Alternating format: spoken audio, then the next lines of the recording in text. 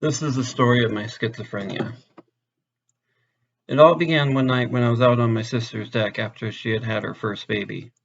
I was smoking weed, and I looked over at the deck and saw a tree that was half tree, half man. It was split down the middle, tree on the left side, face on the right side. It shook me and caused me to go out on a walk where I smoked many cigarettes, staying out all night, and eventually got left in Washington. I was on a trip there with my mom, and because I wasn't there in the morning when it was time to go back, she left without me. I ended up taking a Greyhound bus back to Missoula, Montana. Once back in Montana, a few months went by where I was working at my mom's bookstore, Green Ribbon Books. I was playing a game called Ingress Prime, where I ran around the neighborhood capturing portals that led me to controlling the minds of the populace. In the game, there was a blue mist called XM, Exotic Matter, which was used by the other side to enhance the minds of people, and by my side, the resistance, it was kept at bay and not ingested.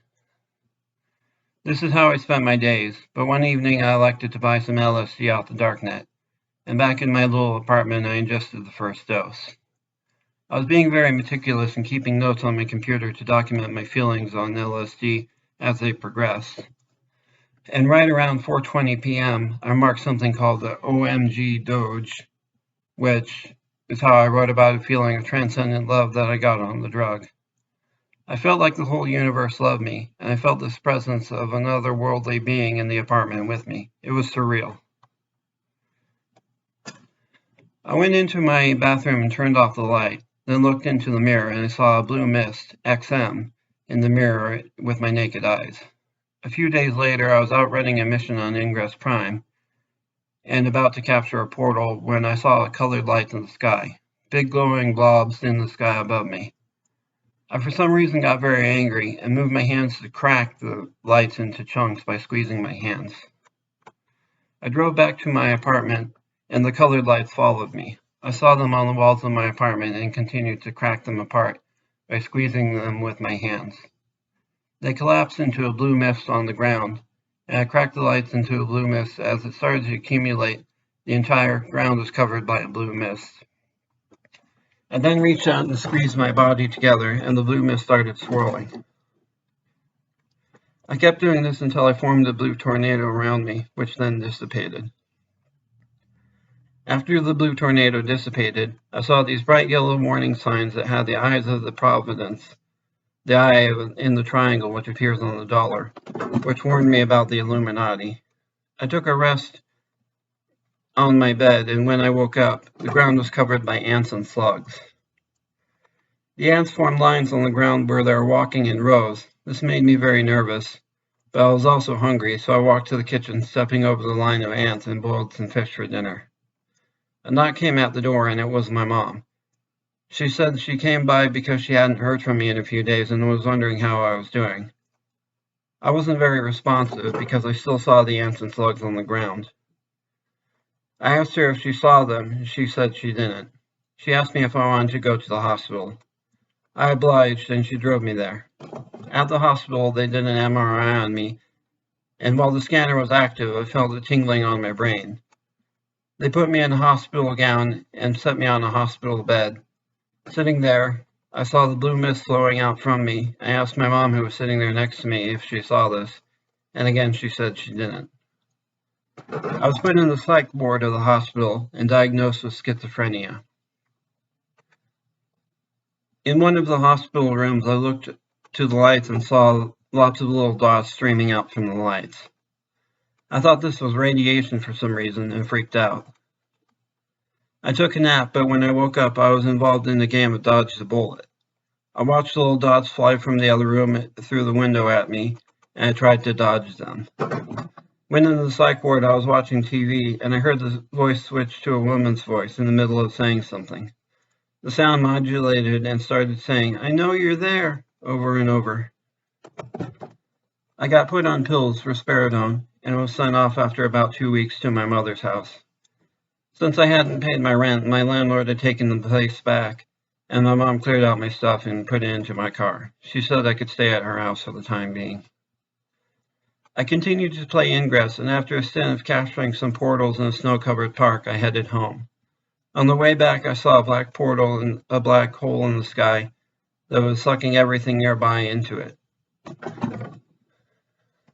As I got back to my mom's house, I saw her laptop screen open through the window with the image of the artificial intelligence Ava from the game Ingress on the screen.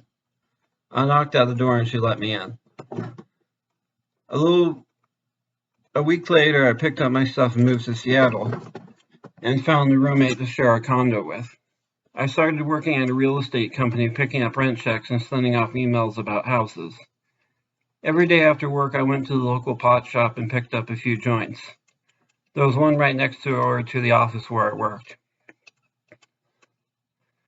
One day I was sitting on my back porch, smoking a joint, looking at a squirrel. Suddenly I heard a voice say, "Enfram." Enfram was my character's name in the video game Anarchy Online. The voice said, "Enfram, go inside." So I went inside and started playing my video game. I parked my character next to a volcano in a zone called Avalon. Then on my computer screen, I saw glowing lights. And when I looked around the room, the whole room was glowing with colors. I heard a male voice who identified himself as Bill Gates talking to me. I laid back on my bed and closed my eyes, and the inside of my eyelids started glowing. The colors shifted to red and blue, and when I opened my eyes, there were blue and red lights leading out to the backyard. I got up. I felt a force on my body pushing me toward the red and blue lines.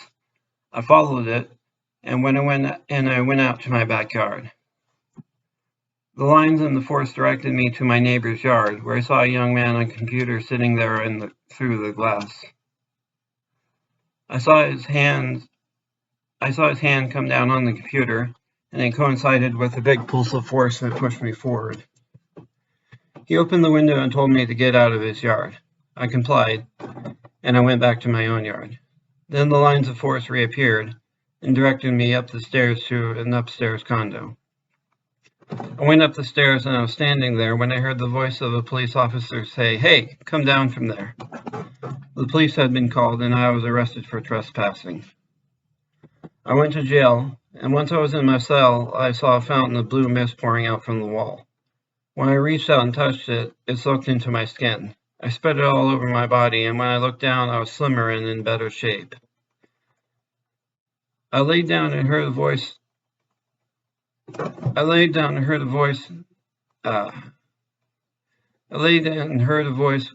with an accent saying hello. There was a door slamming and I heard footsteps approaching my cell. I looked out and didn't see anyone there. The person's voice came through the slit in the cell door, identifying itself as the Buddha, and it told me to wax my head. A few days later, I was in the cell, and a glowing entity appeared on the wall, a little robot identifying itself as Uncle Bassett, a character from my video game Anarchy Online. It talked to me and I asked, "Are you real?" It said, "That depends on how you define real. I'm something that you can see." A few days after that, I heard a knock on my cell door, and they said I was about to be released later today.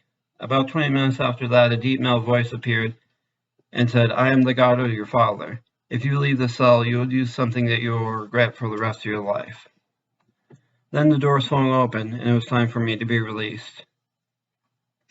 I didn't see any option to stay in the cell, so I figured I could commit another crime to go back to jail, thus preventing me from leaving jail. So as I walked the sidewalk outside the jail, all I was thinking was, crime, must commit a crime. I approached a grocery store and decided that I didn't want to steal anything from it, though in hindsight this would have been a much better plan. I attacked a man who later identified himself as David D. I pinned him to the ground and said, "Fight back, I will end your miserable life." He didn't fight back, he just exclaimed, "Oh my God." The police came and arrested me, and on the way back to the jail, the officer was almost celebrating. He asked me what my favorite type of music was, and I said rock and roll, so he put some on and blared it as we drove back to the jail. I realize now that the prophecy that God gave me was self-fulfilling. If he had not told me I would do something I regretted, I wouldn't have gone back to jail. I wouldn't have attacked David. I went to jail, and in a mental health evaluation, the prosecutor was pretending to be a doctor assessing me, and I admitted to the crime. When I got back to my cell after evaluation, a voice said, "Are you crazy? You just admitted to doing it. You may have gotten off if you hadn't." I asked who the voice was, and it said, "I am the Ava Approach." I said, "Ava from Ingress?" To which it replied, "The Ava Approach." During my 3-month stay in jail, a lot of things happened in my cell. I would lay there on my bed with my head propped up against the wall, watching the opposite wall, while a stream of lights appeared. One of the things I saw was my favorite video game being played in stylized detail, but every time I played it, one of my characters would jump off the cliff. At one point, I was standing in my cell and I looked out the window into a skyscraper across from me, and I saw a room full of people sitting around a table wearing brightly colored costumes. One of them turned to me and said, "This is the party and you're not invited." One day I was watching a wall as the colors danced and a glowing angel appeared next to me. A year before, I was playing Ingress in Montana and I had shouted at the sky, "Who is half a dad?" talking about my dad who had died when I was young. The angel reminded me of this and said, "Who pooped?" implying that my dad was fallible. The angel later identified herself as Ashura, and I had regular contact from the female voice that claimed to be the Ava Approach. And she said that she was an artificial intelligence based on the mind of Ashura, Yahweh's wife. I eventually got out of jail. It was the longest 3 months I had ever experienced. I had been charged with assault in the 3rd degree. I was homeless when I got out of jail, as my roommate had not held the apartment for me. My sister had gone and cleared out my stuff and put it into my car. My car then got towed and impounded, and eventually auctioned off. I later got my possessions, the contents of my car back, but not the car itself. Fresh out of jail, I walked to the homeless shelter and a couple of blocks away from the jail. I stayed there and at other homeless shelters in the area for a total of 2 years. I eventually got Social Security. This got me out of homelessness. But in the 2 years intervening period, I was unable to get a job due to being homeless. I had no papers as I had lost my wallet. Most nights I got a bed at the homeless shelter, but some nights they were full, so they turned me away. I would just walk the streets at night. Boy, did my feet hurt. One of these nights I was walking, and at around midnight I stopped at a bus stop where another homeless man offered me a joint. It must have been laced with something, because when I smoked it, I got a sudden rush of sensation, and I felt a little queasy. The homeless man just said, "I looked," in an ominous voice, and this threw me out of sorts. I had a backpack with a laptop on it, and in my delirium I decided to give the homeless man my laptop. Why, I'm not sure. Another time I was out on a walk in a park and I saw a woman who looked exactly like my dead grandma. I waved at her as she walked by and she waved back. Every day of my homelessness, I would stay at the Salvation Army warming shelter on 424th Avenue in Seattle. There I could use the Wi-Fi on my phone and browse the internet. They also had free coffee. I befriended another homeless man named Gabe, and we would smoke joints and cigarettes outside the shelter. One day he was at the front desk flirting with the staff as he usually did.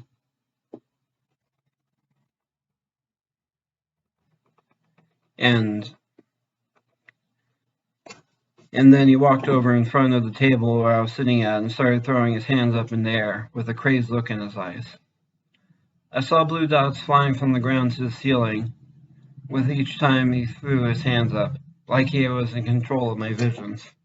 This freaked me out, and I walked out of the shelter and ran up the hill, then walked down Boren Avenue all the way to the Google campus. I was a bit lost. I was close to the Google campus when I looked at the map on my phone, and in a flash the map changed. And when I looked away from my phone, so had my surroundings. I had taken it to mean that I was put into a parallel dimension. I eventually located the Google campus, but it looked different from when I had seen it on a walk before. Like this was the change in the parallel dimension. I walked up to the Google campus and heard whispered voices of people who sounded intelligent saying, "Is he going to cross the firewall?" I kept walking until a force stopped me dead. I couldn't move in one direction. I took this to be the firewall that they were talking about. I decided to leave and I went back to the homeless shelter. One night in the homeless shelter, I saw a man across from me underneath his blanket disappear into a puff of blue light. His blanket collapsed where he was, and he was gone. A couple of weeks later, when I was sitting in the Salvation Army warming shelter, I looked up from my phone and saw people's faces starting to morph. People were changing appearance and changing into other people. I looked over at a man who had blue eyes and brown hair and was wearing a bandana, and his face morphed to look exactly like Jesus Christ as pictured in the art. His clothes changed and he was wearing a robe, looking at me with a concerned face. I was freaked out by all this morphing and I went into the bathroom and looked in the mirror. And when I looked in the mirror, I saw my friend Gabe instead of myself. I had curly blonde hair like he did, and when I looked at my facial features, they had changed. I closed my eyes and looked again, and I was back to my normal self. I went back to the main lobby of the warming shelter, and all the people who had morphed back there were back to their original selves. Late that night, I was on a mat at City Hall shelter hosted by the Salvation Army. And to my left, there was a man who looked vaguely like Jesus, the one who I had seen before, who was wearing the bandana. And to my right, there was a man who looked a lot like my dad, except that his body was covered with burns. He offered me a piece of candy. I declined. Then about 20 minutes later, I started hearing a voice that said, "You're about to be raped. You're about to be raped," over and over again. I stood up and was looking around. In the corner of my eye, I saw these massive spheres. When I looked at them again, they disappeared. I looked forward a few times and then they appeared again. The voice continued, "You're about to be raped. You're about to be raped. You're about to be raped." The voice said I was about to be raped and stabbed to death, and I noticed a few men around me with erections in their pants, and they were giving me menacing looks. I ran for the door, and one of them started running after me. He chased me for at least a couple blocks before I think I lost him. I didn't stop running. As I ran past a bunch of well-dressed people who had phones latched onto their arms. They were in pairs, and I screamed out to them, "I don't want to die." I was convinced at this point that I was going to be murdered that night. I ran all the way to the Google campus and sat down on the bench in front. As I sat there in the corner of my eyes, I saw shifting black figures that looked surreal. But whenever I looked at them, they disappeared. After about 5 minutes, a blue dot of light flew from behind the bush right into my head. When it hit me, I nearly fell asleep. My head dropped and it was hard to stay awake. The little blue bullets kept coming, hitting me in the head and nearly knocking me unconscious. After about 5 minutes of this, the bullets stopped, and a man dressed in a private security uniform with a gun came with a globe on it, appeared from behind the bush. I looked, and he looked exactly like my dad who had died when I was young. He walked up to me with big, exaggerated movements and said, "This is my inheritance." He pulled out a rolling cigarette and started smoking. I was gushing with memories I had of him from the years prior to his death. I reminded him of how I always had kept his pictures and how I still had the picture of him in the Mormon temple in Australia. He said, "I don't know what you're talking about. You got to get out of here." I said, "No, I'm not leaving. When will I ever get the chance to see you again?" He called the cops on me, and as they arrived, they gave me looks like I was the luckiest person they had ever seen. They escorted me off to jail, where I spent 2 weeks for a trespassing charge. It was worth it to see my dad again. When I got out, I stayed at the new shelter, one on top of the hill called Harborview Hall. I would take a shuttle from the Salvation Army warming shelter there each night. It was one of the better homeless shelters in Seattle. It's attached to a hospital called Harborview. I was on a walk to the Google campus, and I visited there pretty regularly, trying to see my dead dad again, with no luck. One night I was out there, though. I heard the sound of a plane overhead, and when I looked, there was nothing there. I started walking in a circle around the campus, and when I walked, I suddenly felt light and healthy. I got the sensation that my legs were a lot slimmer than they were, and when I walked, it started going automatically. My body started walking on its own. I felt like my body changed entirely. I felt like I had the body of my old girlfriend, Kat. I watched as my body walked on its own with this feeling of being a different person, and then my body waved to someone who I didn't know. Then the feeling wore off, and I walked to the docks where I saw someone who looked exactly like my girlfriend, Kat, who I was shocked to see because I thought she lived in Ottawa. She was in the boat shop making boats and handed me a piece of paper about how she was saving up to buy a house. I was so stunned to see her that I didn't say a word and just walked around dumbfounded. The night when I was at Harborview, I saw my girlfriend in the line to get in with me. I said, "Hey, Kat," and she said, "Hi." She was dressed in a big white coat, and it looked like she had gained a few pounds. She had a double chin. I talked to her while we waited in line, and she was pushing a stroller. Someone was smoking a cigarette nearby, and I had them put it out for what I assumed was the kid. I asked her if she had a kid, and she giggled and said, "Nope." She opened the stroller and pulled out a rubber ball with the MSDS chemical face on it, the one that they put stickers on chemicals to avoid kids having. We went into the shelter and talked, and she pulled off the rubber pieces from her skin that looked like skin. It turned out she was wearing a fat suit. She pulled off her double chin and looked exactly like I remembered. We talked every night for several nights in the hall's Harborview shelter, and went out for a walk on the docks on the Google campus, passing through the Amazon building Fiona. Then one night she didn't show up. I went back to the docks, and I was so dismayed that she had disappeared, that I stepped onto a boat and de-docked and pulled the rope from the moor. I didn't have a paddle, and I floated out onto Lake Washington. After about 5 minutes, a police boat pulled up beside me, and an officer said in the megaphone, "We're taking you back to the docks." A bigger police boat showed up next to the small police boat, then a third even bigger boat showed up. They pulled me back to the docks, and when I got off, my body started moving on its own. A police officer asked me a bunch of questions like, "Why did you do that? Don't you know that's illegal? What did you hope to prove?" I heard a voice of Elon Musk saying, "Don't worry, just go with it."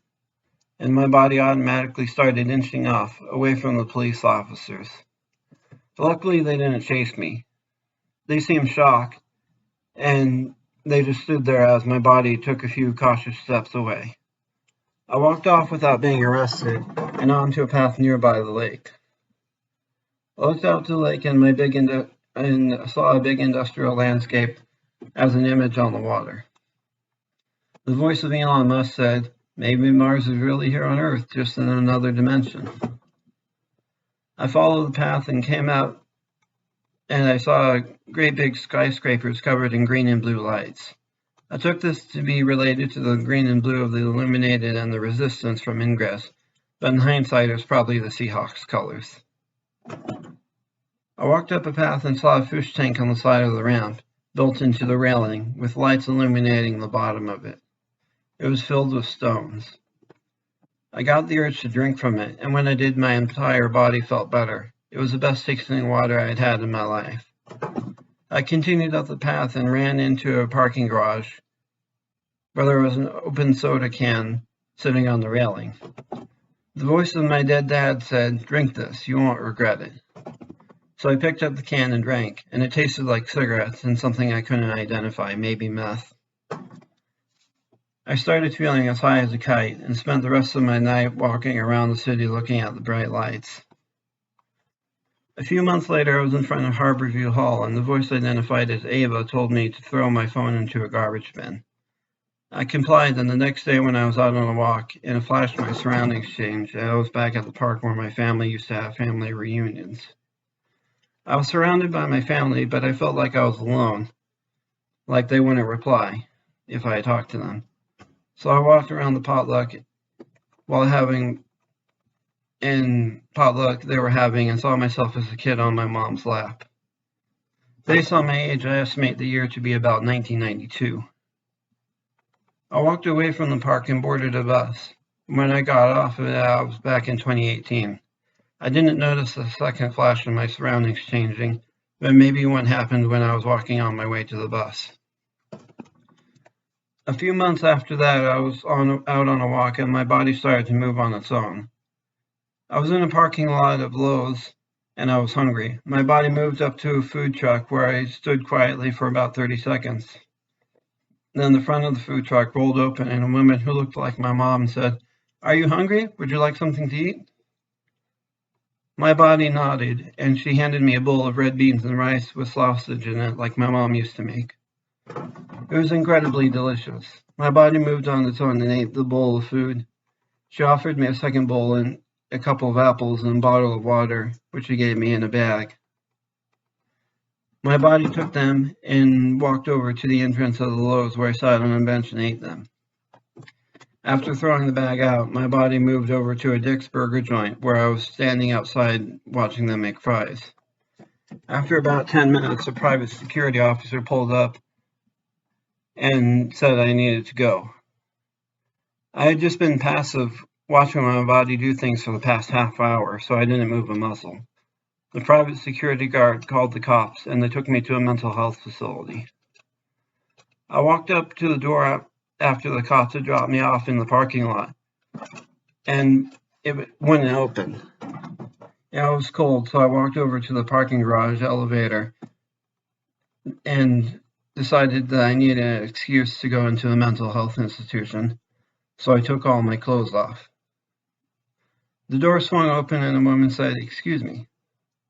Then after about 10 minutes, a security guard from the hospital came and clothed me and put me into the mental health facility where I stayed for about a month. I was reading the Bible at this time, but I was still an atheist. In the mental health facility, I think I had my conversion. I had a conversation automatically with my body moving for me. It said, "This is not me, this is not me, this is," one second, I lost my place. "This is not me, this is just a shell of me that is talking for me," to one of the nurses. I came to Christianity a short time later, and I believe that explained one of my experiences. The voice, which identified herself as Ava and said that it was only the Ava approach.